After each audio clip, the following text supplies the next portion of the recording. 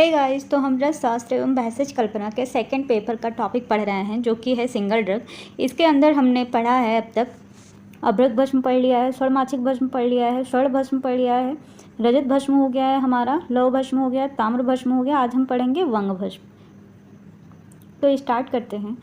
तो बात करते हैं वंग भस्म की। तो वंग भस्म को संस्कृत में वंग कहते हैं, हिंदी में इसको रांगा कहते हैं, इंग्लिश में इसको टिन कहते हैं, लैटिन में इसको स्टैनम कहते हैं। इसका सिंबल होता है SN और इसका एटॉमिक नंबर होता है 50।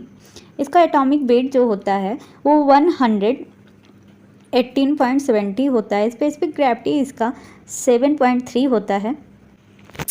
मेल्टिंग पॉइंट इसका जो होता है 232 सेंटीग्रेड होता है। बॉइलिंग पॉइंट इसका होता है 2702 सेंटीग्रेड होता है। अब इसके पर्याय की बात करेंगे तो इसका पर्याय वंग होता है, वंगक होता है, रंग होता है, रंगक होता है, शुक्रलोह होता है, कुरूप्य होता है, त्रपु होता है, त्रपुष होता है, त्रपुष होता है।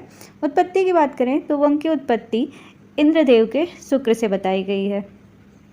परिचय की बात करें तो क्या होता है कि जो वंग भस्म है, वंग है, उसका उल्लेख वैदिक ग्रंथों में मिलता है और जो हमारी संहिताएं हैं उसके अंदर चिकित्सा कार्य में कई जगह वंग का प्रयोग बताया गया है। फाइटोकेमिकल कंपोजिशन की बात करें तो इसके अंदर क्या क्या पाया जाता है तो SnO2 इसके अंदर पाया जाता है 80%। इसको टिन स्टोन कहते हैं या फिर इसको कैसेराइट कहते हैं। बाकी 20% में इसके अंदर जिंक होता है, मैग्नीशियम होता है, सिलिकॉन होता है और कॉपर होता है, फास्फोरस होता है, आयरन होता है। अब इसके pharmacodynamics and pharmacokinetics and therapeutic properties की बात करें तो क्या होता है, इसका जो रस होता है तिक्त, अम्ल, कटु, कषाय और किंचित लवण होता है, मतलब थोड़ा सा लवण रस भी इसके अंदर होता है। गुण की बात करें तो रुच होता है, शीत होता है, कहीं कहीं पे ओष्ठ भी बताया गया, शर होता है और लघु होता है। इसके बेरी की बात करें तो ये ओष्ठ होता है और कहीं कहीं पे शीत बताया गया है।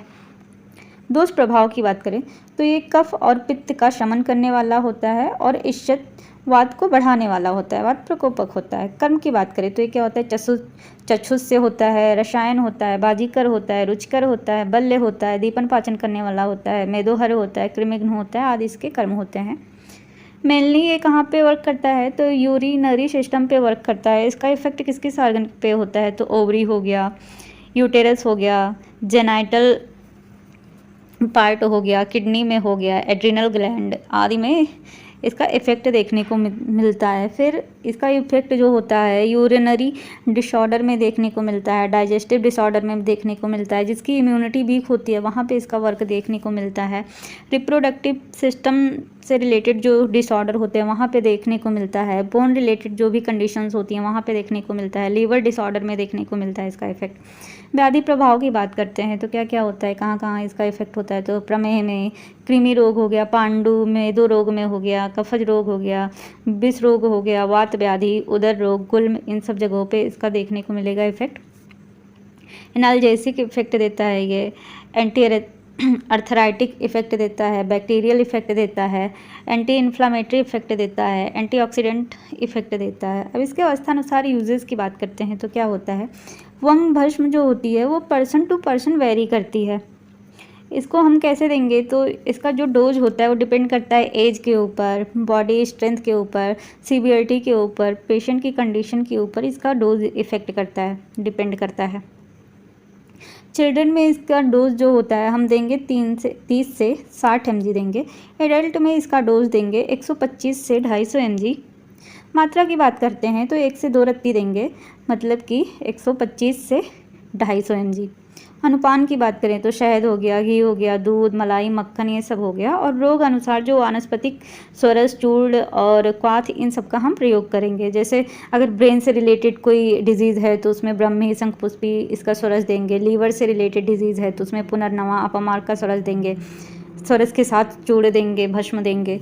अगर लंग्स से रिलेटेड है तो कंटकारी के साथ में भस्म देंगे। अगर हार्ट से रिलेटेड प्रॉब्लम है तो अर्जुन का क्वाथ हो गया, अर्जुनारिष्ट के साथ हम भस्म को देंगे।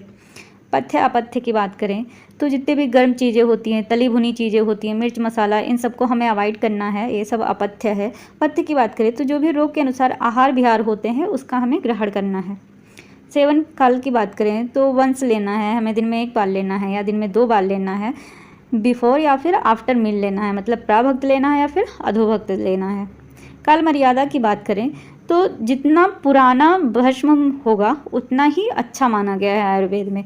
तो हमें 3 मंथ तक इसका यूज़ करना है और जो रोगी होता है और उसका रोग होता है उसके बल आबल के अनुसार हमें इसका यूज करना है। साइड इफ़ेक्ट की बात करें तो साइड इफ़ेक्ट कैसे होता है, जब इसकी हम ओवरडोज ले लेते हैं तो उससे साइड इफ़ेक्ट होता है। तो क्या होता है, लीवर और किडनी डैमेज हो जाता है इससे।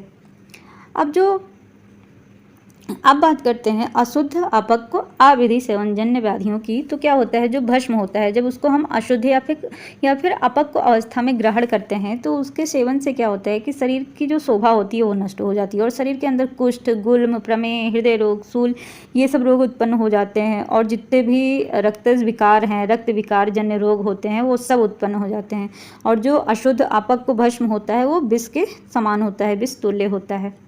अब जो अपक्व और अशुद्ध भस्म है इसका जब हम सेवन कर लेते हैं इससे जो रोग उत्पन्न होते हैं तो उसके शांति के उपाय क्या हैं, तो हम मेष श्रृंगी छोड़ लेंगे, उसके साथ में हम मिश्री मिलाएंगे, फिर 3 दिन तक इसका सेवन करेंगे तो जो भी विकार उत्पन्न हुए हैं वो शांत हो जाएंगे। अब फार्मुलेशन की बात करते हैं तो त्रिवंग हो गया, त्रिवंग भस्म में क्या क्या आ गया, नाग हो गया, वंग हो गया, यशद हो गया, इन तीनों को त्रिवंग कहते हैं। तो इसका एक्ट कहाँ होता है, तो जो भी रिस्पायरेटरी होता है, रिस्पायरेटरी सिस्टम पे इसका एक्ट होता है, जो भी रिस्पायरेटरी डिजीज़ होती हैं वहाँ पे इसको हम देंगे त्रिवंग भस्म को। षड़वंग की बात करें तो ये जितने भी प्रमेह रोग होते हैं उसका ये नाश करता है। नित्यानंद रस की बात करें तो गाउट हो गया, ट्यूमर हो गया, एलिफेंटाइसिस हो गया, इन सब जगहों पे इसका यूज़ करेंगे। लक्ष्मी विलास रस की बात करें तो क्या होता है, रिस्पायरेटरी डिजीज़ में इसको देते हैं, जितनी भी स्किन प्रॉब्लम होती है वहाँ पे देती हैं। तो हमारा टॉपिक आज का यहीं पे समाप्त होता है।